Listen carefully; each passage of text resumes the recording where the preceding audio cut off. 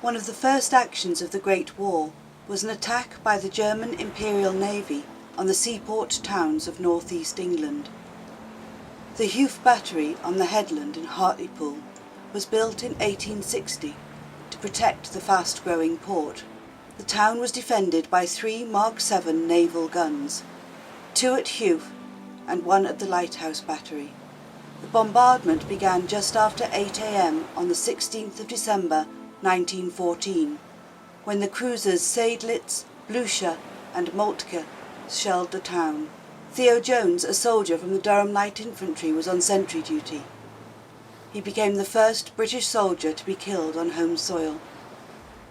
The 29-year-old had been assistant headmaster at St Aidan's School in Hartlepool. Over 1,000 shells were fired on the town, hitting the steelworks, gasworks, railways, churches and houses.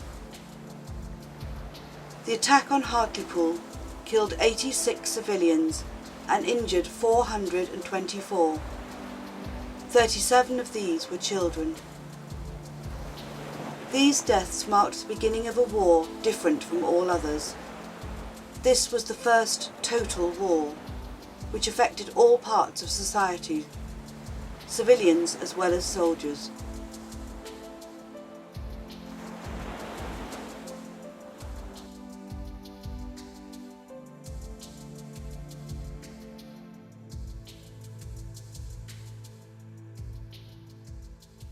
I'm Mary Ann Cummings from Stockton, and I'm glad to have a chance to talk about my 4 boys. All of them served in the Great War.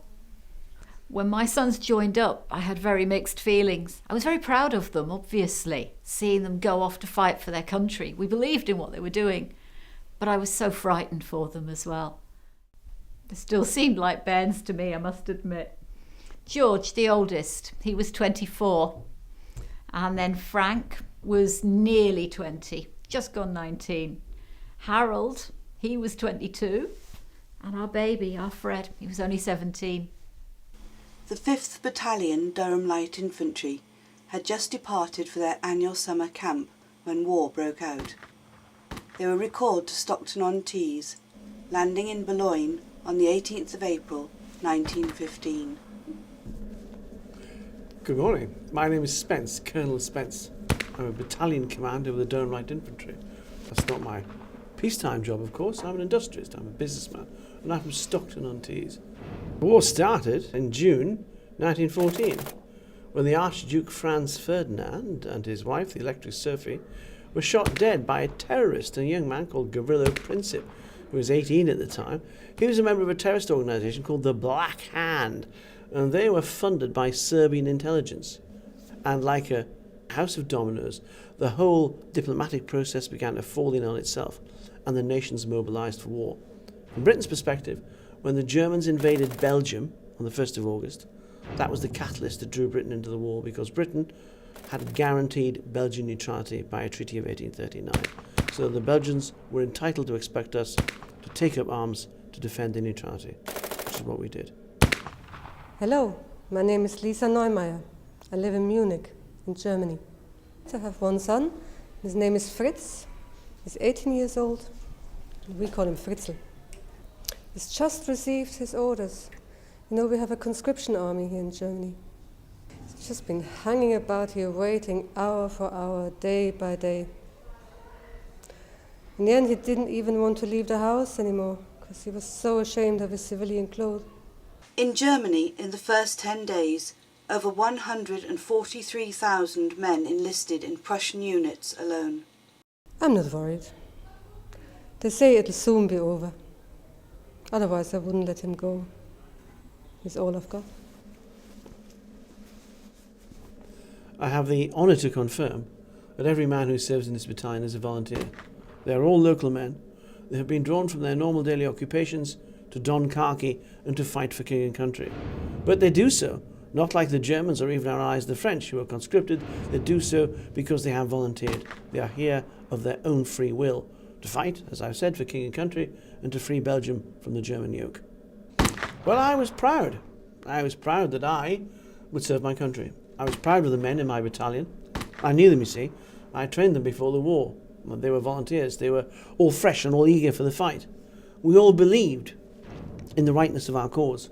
We believed that gallant little Belgium had to be saved from the German jackboot and the atrocities the Germans committed in Belgium, which were quite numerous, naturally convinced us that the war was right. So I felt at the start that the war was just and right, and that we all of us had to do our bit. By February 1915, over 1 million men had enlisted in the British armed services. This opened new opportunities for women to enter the workforce. I've been widowed twice, and I've got 3 young children, and there was no pension from my husband's, so I really need to get out and do some work. And when I heard about the porter job going at Stockton Railway, I just jumped at the chance. I went down there and I got it. And there's more and more women working there. There's 17 of us now, helping people on and off with their luggage and carrying the luggage. And if something's heavy, we'll help each other out rather than ask a man, just to show that we can do it. And we've got these big barrows that we put all the luggage on. We take tickets. I check the time, make sure the trains are running on time, and sometimes we wave a flag, and we do all the jobs that the men do. Well, I love my children, but I love doing this, and it's just so different to being in the house all the time. What were the conditions like in the trenches for them? Horrible it sounds to have been, cold and wet and frightening. There wasn't anywhere for them to sleep. If you spread out a few knapsacks or lay down on a drill box, you were doing quite well. Funk holes, they called them, those little slits that they dug into the side of the trench, somewhere to hide out and get a few hours' sleep.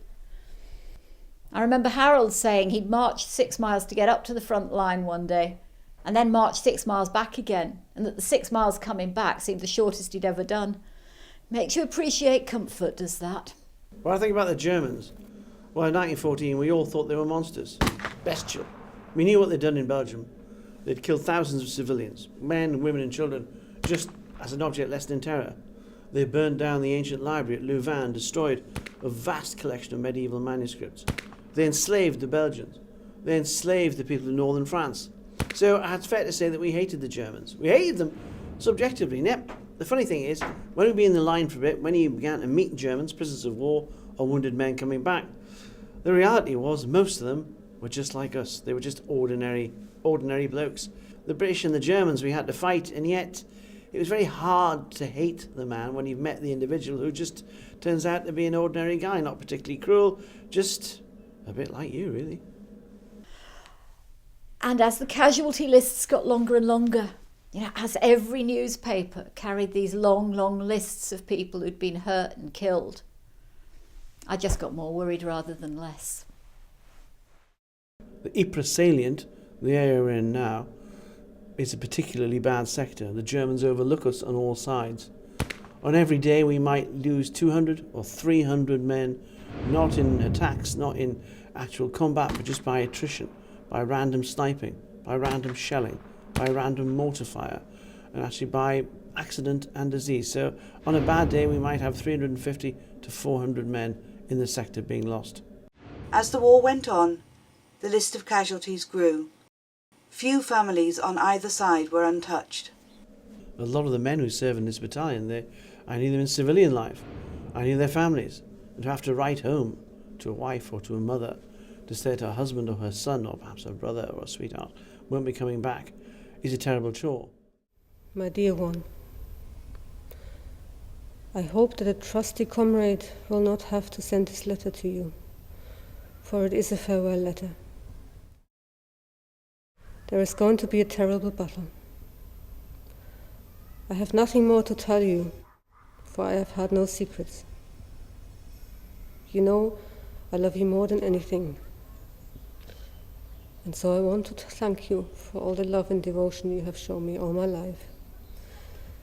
I thank you for all your goodness to me, for all the sunshine and happiness in my life. This is just another message of the purest love to you all, and to all who love me. I shall carry this greeting with me till the last.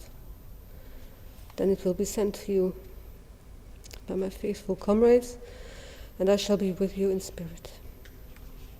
May the great and gracious God protect and bless you. George is good. George was always good. Once a week, regular as clockwork, I'd get a nice long letter from him. Harold was the worst. He relied on those postcards. You know, the ones where you just tick a box? I'm alive. I'm unwounded. I haven't heard from you, ma'am. And then Fred. Well, Fred could never remember that he wasn't meant to give away where they were or what they were doing. So you'd get a letter that starts, Dear Ma'am, and it ended, All my love. And in between, there was just layers of ink where the censor had had to write out what he was saying. Very often, for reasons which you'll understand, I lie in the letters. I always say the man was killed instantly. I always say he was shot through the head by a sniper and never felt a thing. Now, the fact was that most men don't die that easily. A lot are simply blown to smithereens by artillery fire and we never find the bodies, can't even find the identity discs. Other men linger for hours if days, choked by gas or torn apart by shrapnel. But we always try and make it as least painful as it might be for the family. George, my husband, what was he like during the war? He was absent a lot of the time. He's a shipyard worker, you see, and they were working long, long hours. Hardly saw him. When the news came through about George, the first one to be killed back in 1916, well, to be honest, he went out and he got blind drunk, and I can't say I blame him.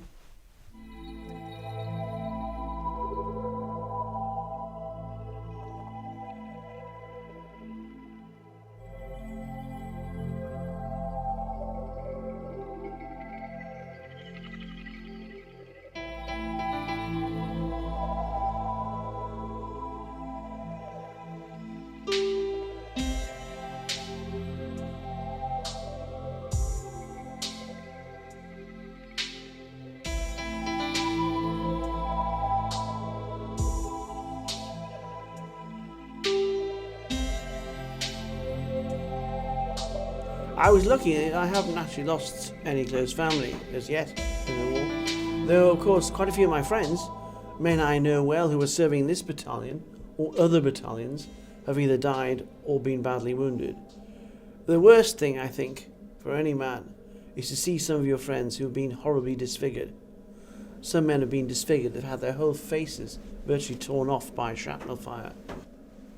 In a sense, every Tommy is somebody whom I know.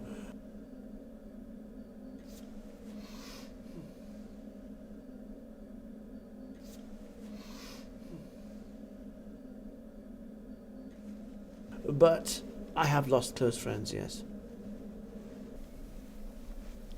It's hard to explain, really. I've been so sorry for Mrs. Malcolm next door, losing all three of her sons on the same day. I've been so happy that it wasn't me. And then my boys started to go. And suddenly how I felt became all mixed up. When George was killed, I was angry with the others because they hadn't been able to stop it happening. I was full of sorrow and grief and anger, and I didn't know what to do with any of it. And I couldn't say anything like that to any of the people around me, not even to my husband. I was proud of them, and I believed in what they were doing, and I just wanted them home. And they weren't ever coming back, were they?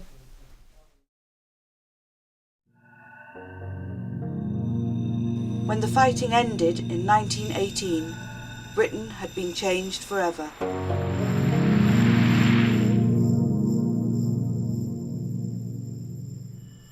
Some women have always worked, but now the vast majority of women come out and work, and we all work together. You see them coming out from the factories. We expect more from life now. We expect to be able to come out and play a full part in society rather than just being at home.